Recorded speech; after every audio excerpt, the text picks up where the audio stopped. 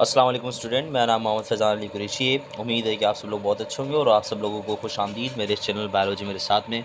Student, जैसा कि आप सब लोगों को पता है कि हमने एसेलुलर लाइफ का चैप्टर स्टार्ट किया था, जो कि आपके सिंध टेक्स्ट बुक बोर्ड एग्जाम शुरू का चैप्टर 6 है, सॉरी चैप्टर 5 है।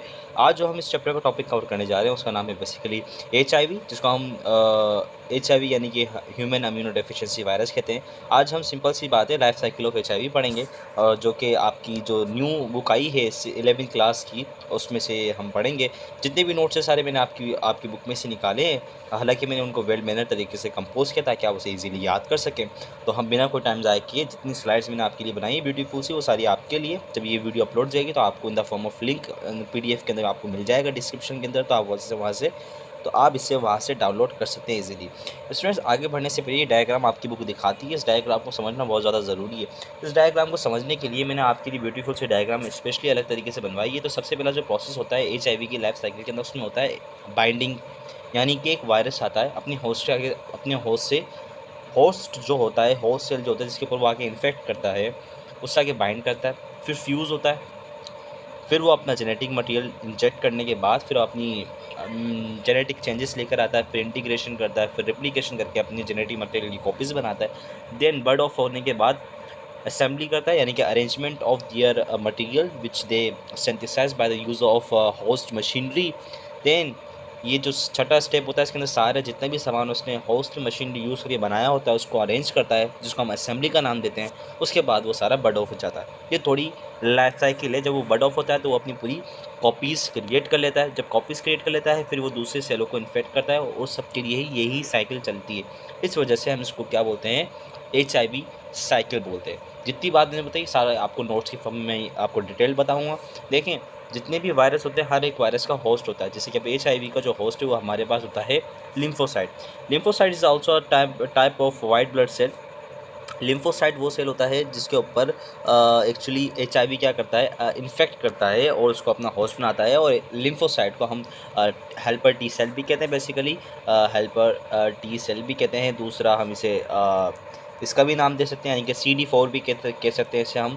ये सारे नाम किसके होते हैं, हेल्पर टी सेल के होते हैं, जो कि इम्यून डिफेंस को स्ट्रॉन्ग करने में बहुत ज़्यादा क्या करता है, अपना किरदार अदा करता है, इम्यून सिस्टम को स्ट्रॉन्ग करता है। तो ये बात आपको पता होनी चाहिए जो मैं आपको बता चुका हूँ। तो अब हम समझते हैं जितने भी स्टेप हैं, सीरीज़ है, उनको समझना ज़रूरी है बहुत ज़्यादा। जैसे कि लाइफ साइकिल होती है, तो लाइफ साइकिल जो होती है HIV की कंसिस्ट 7 स्टेप्स ऑफ, वो क्या फॉलो करती है, 7 स्टेप फॉलो करती है to multiply in the body, यानी कि टू मल्टीप्लाई यानी कि अपनी तादाद बढ़ाने के लिए बॉडी के अंदर।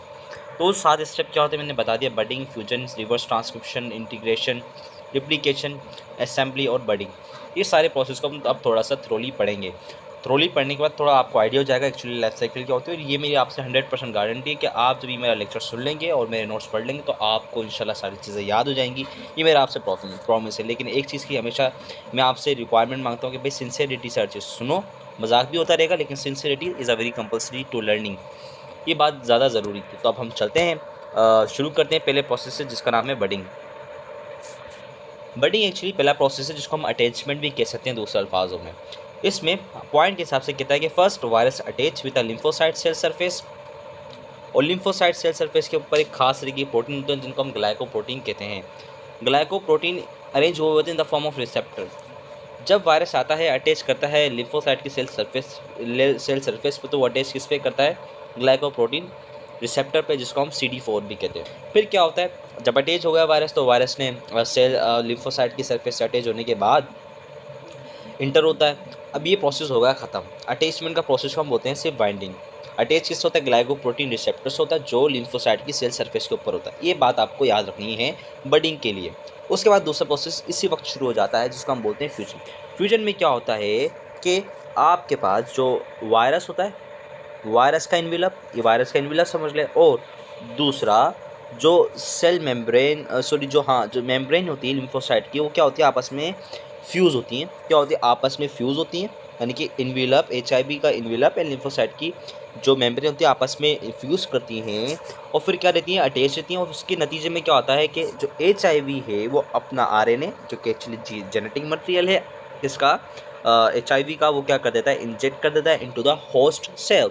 ये बात आपको समझनी ज़रूरी है। एक्चुअली होस्ट के अंदर क्या होता है कि वायरस अटैच रिमेन अटैच, यानी कि वो अटैच ही रहता है वायरस किससे, होस्ट सेल से, और अपना क्या इंजेक्ट कर देता है RNA into the host cell with fusion of HIV envelope and lymphocyte. ये पॉइंट आप याद रखेंगे तो आपको इंशाल्लाह पूरा फ्यूजन समझ में आएगा। एक्चुअली फ्यूजन में क्या होता है, हमने बडिंग पढ़ा, उसके बाद फ्यूजन को समझा। अब फ्यूजन के बाद अब आपने समझना है कि भाई बडिंग हो गई, फ्यूजन हो गई, जेनेटिक मटेरियल सेल के अंदर लिम्फोसाइट के अंदर आ चुका है। अब इधर से प्रोसेस ये होगा कि देखें जेनेटिक मटेरियल के साथ साथ HIV ने कुछ एंजाइम भी अपने सेल के अंदर डाले।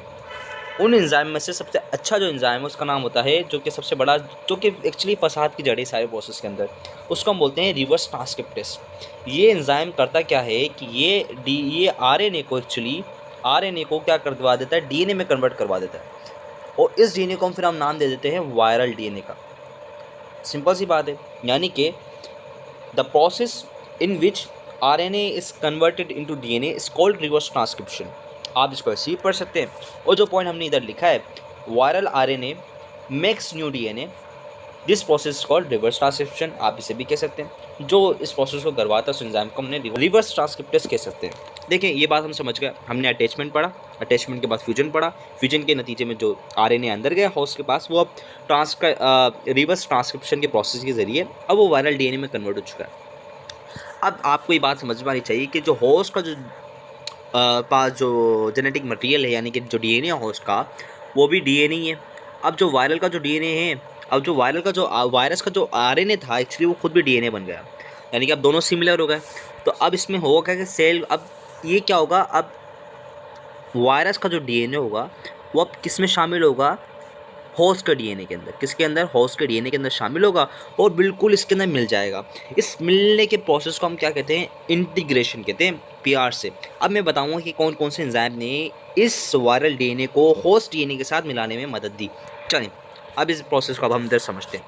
देखिए वायरल DNA में क्या हुआ, वायरल DNA ने इंटर किया होस्ट सेल के अंदर, सिंपल सी बात है। उसके बाद where it integrates with host DNA and integrates by the help of enzyme integrase, यानी कि जिस एंजाइम ने इसको DNA के साथ मिलाया होस्ट के, उस एंजाइम का नाम होता है इंटीग्रेस। सिंपल सी बात है। इस एंजाइम को भी आपने याद रखना है, ये बोर्ड में पूछा जा सकता है कि कौन सा एंजाइम होता है जो होस्ट सेल के अंदर DNA को इंटीग्रेट करवाता है HIV की लाइफ साइकिल के अंदर। तो सिंपल सा आपने आंसर क्या देना है, इंटीग्रेस आंसर देना है। ये बात बिल्कुल क्लियर है आपके लिए। आप इसे ऐसे डिफाइन भी कर सकते हैं। अगर आपसे पूछ के जाए as a short answer, as a short note, तो आपने 4 पॉइंट लिखने एज अ शॉर्ट नोट, तो आपका जो सवाल होगा बोर्ड का इंशाल्लाह बिल्कुल करेक्ट समझा जाएगा। इसी तरीके से तीसरा पॉइंट कहता है this DNA is called pro virus. कौन सा DNA, यानी कि वो DNA जिसके अंदर वायरल DNA, इसको हम VDNA कह सकते हैं, और इसको हम होस्ट का DNA भी कह सकते हैं, HDNA भी कह सकते हैं। जब ये दोनों साथ मिल जाते हैं तो ये दोनों साथ मिलने के बाद क्या कहलाए जाते हैं, प्रो वायरस कहलाए जाते हैं। क्या कहलाए जाते हैं, प्रो वायरस कहलाए जाते हैं। और ये टर्म आपकी बुक ने दी है, तो आपने इस बुक की टर्म को याद रखना है। प्रो वायरस क्या होता है, यानी कि वायरल DNA मिल जाए और होस्ट का DNA मिल जाए साथ में by the process of integration with the help of enzyme, जिसको हमने इंटीग्रेस कहा, फिर वो क्या कहलाता है, प्रो वायरस कहलाता है।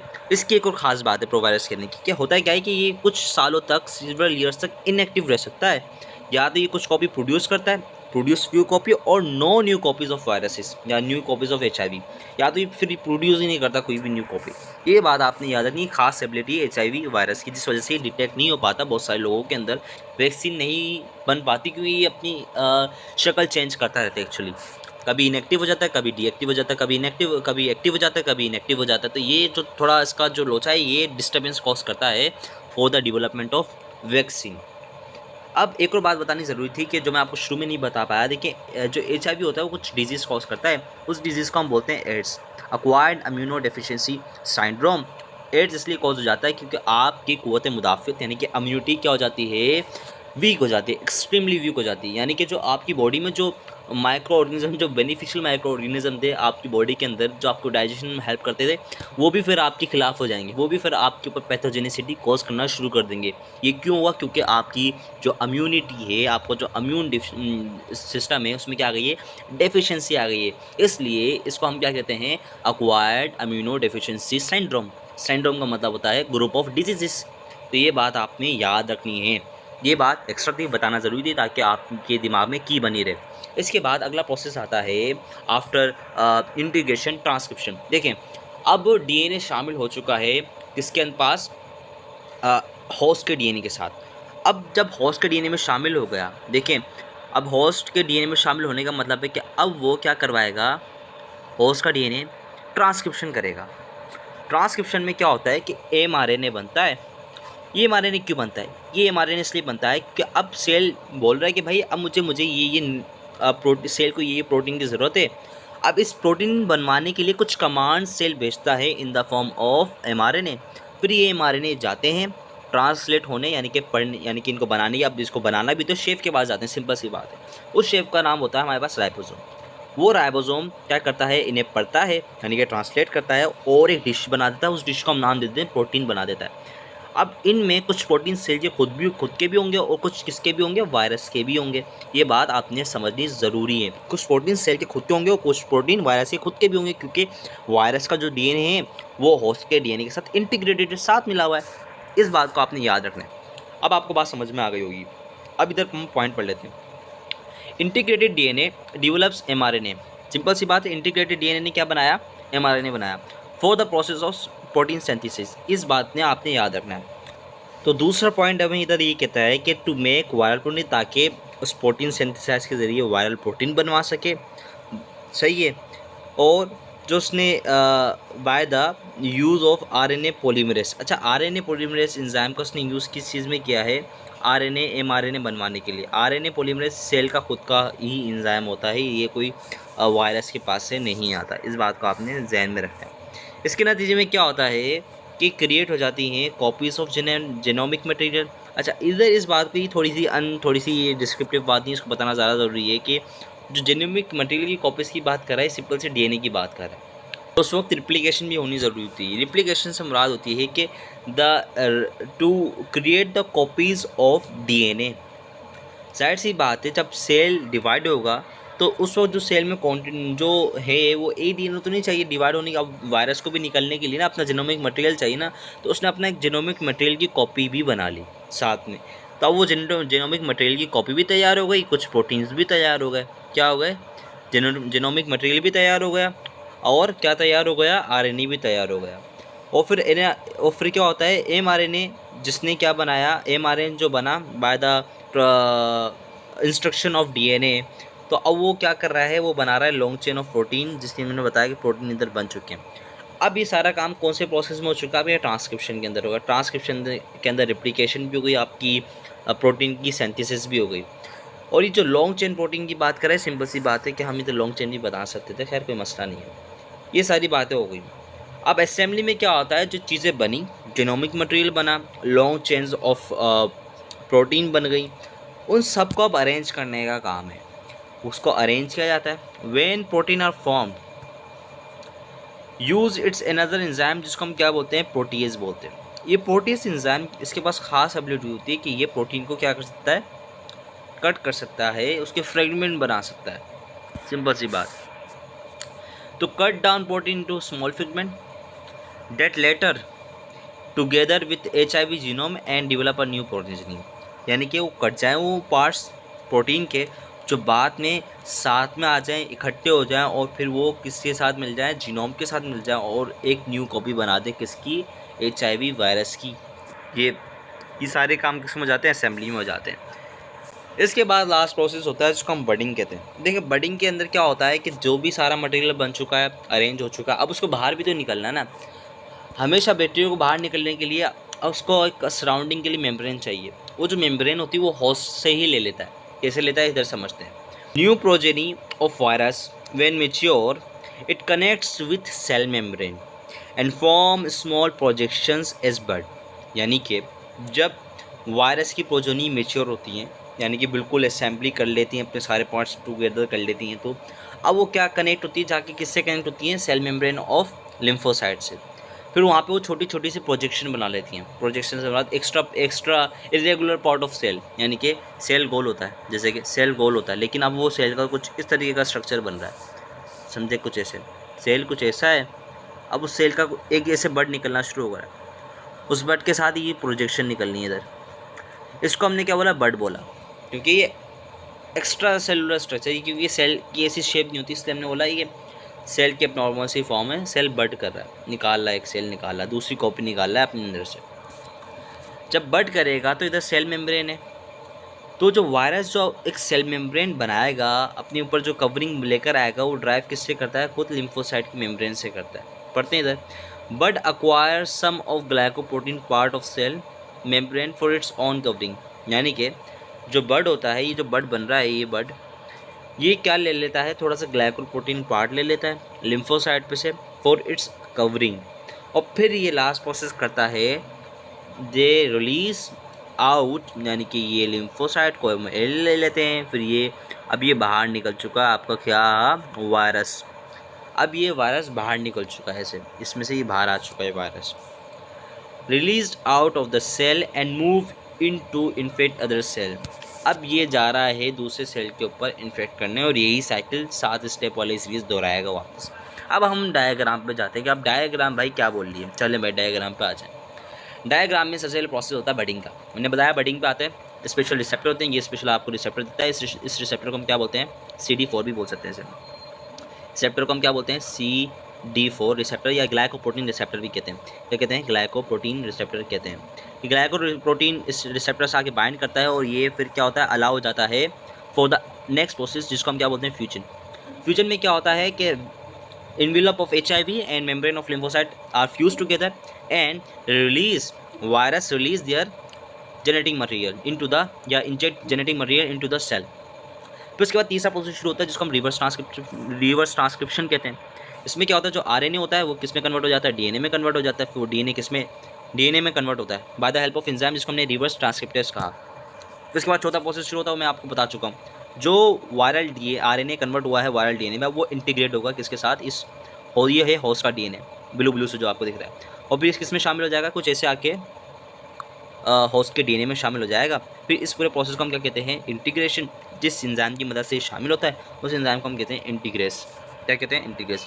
अब दूसरा प्रोसेस होता है रेप्लिकेशन का, यानी कि making the copies of DNA, और उसके बाद अगला प्रोसेस के साथ साथ चल रहा होता है ट्रांसक्रिप्शन का, यानी कि ट्रांसक्रिप्शन का भी चल रहा होता है साथ साथ, उसके बाद ट्रांसलेशन का भी चल रहा होता है। ट्रांसक्रिप्शन के अंदर mRNA बनता है।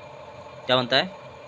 ट्रांसक्रिप्शन के अंदर हमारे पास क्या बनता है? mRNA बनता है, mRNA बनता है। और ट्रांसलेशन के अंदर हमारे पास क्या बनता है? ट्रांसलेशन के अंदर प्रोटीन्स की सिंथेसिस हो जाती है। ट्रांसलेशन के अंदर हमारे पास क्या बनता है? प्रोटीन बनता है। समझ रहे हैं? ये बात थोड़ी आपको याद रखनी थी। रिप्लिकेशन हुई, प्रोटीन भी बन गए, कॉपीज़ ऑफ DNA भी बन गई। अब सारी चीज़ें क्या होती है? असेंबली होती है इस फेज मार्क के, छठे फेज मार्क, यानी कि अब ये सारी चीज़ साथ में मिलेंगी, और साथ ही फेज़ के अंदर क्या होगा? ये आएंगी और आके अटैच हो जाएंगी लिम्फोसाइट की मेम्ब्रेन से। कुछ पार्ट्स, यानी कि कुछ ग्लाइकोप्रोटीन का पार्ट अक्वायर करेंगी लिम्फोसाइट की मेम्ब्रेन से, और अपनी कवरिंग बना के बड ऑफ हो जाएंगी, यानी कि बाहर आ जाएंगी, और फिर वापस ये ऐसी ही साइकिल को क्या करेंगी? दोहराएंगी। वैसे इस 7 स्टेप के ऊपर आपको ये साइकिल दोहरानी वापस पड़ेगी। स्टूडेंट्स, एक दफ़ा हम इसको वापस रिव्यू कर लेते हैं आपकी इस पूरी साइकिल को। कैसे? बाइंडिंग हुई, उसके बाद फ्यूजन हुआ, फ्यूजन के बाद रिवर्स ट्रांसक्रिप्शन हुआ, फिर इंटीग्रेशन हुआ, ट्रांसक्रिप्शन हुआ, असेंबली हुई, देन उसके बाद बर्डिंग ऑफ हो गई। अब मैं आपसे कहता हूँ कि अब आपने क्या करना है? इसे PDF को डाउनलोड करना है, वापस लेक्चर के बाद पढ़ना है, देन आपने अपनी बुक खोल लेनी है। जब आप अपनी बुक खोलेंगे तो आप मुझे दुआएं देंगे कि भाई मज़ा आ गया पढ़ के, और ऐसे लेक्चर आप लेकर आते हैं। मैं ज़रूर लेकर आऊँगा, और ऐसे लेक्चर बनाने में थोड़ा टाइम लगता है, क्योंकि लिखना पड़ता है ऐसे लेक्चर्स में। बाकी अगर आपको पसंद आया तो यार काइंडली लाइक करो, क्योंकि मेहनत रिक्वायर्ड होती है इस काम को करने के लिए, और मुझे फॉलो भी करते रहो, ताकि ये अच्छे लेक्चर हर किसी के पास जा सके। और दूसरी बात, पढ़ते रहिए, मोटिवेट रहिए, मैं आपके लिए ऐसे अमेजिंग से लेक्चर लेकर आता रहूँगा, और मुझे हमेशा दुआ में याद रखें। तो मिलते हैं हमारे अगले लेक्चर में। अल्लाह हाफ़िज़।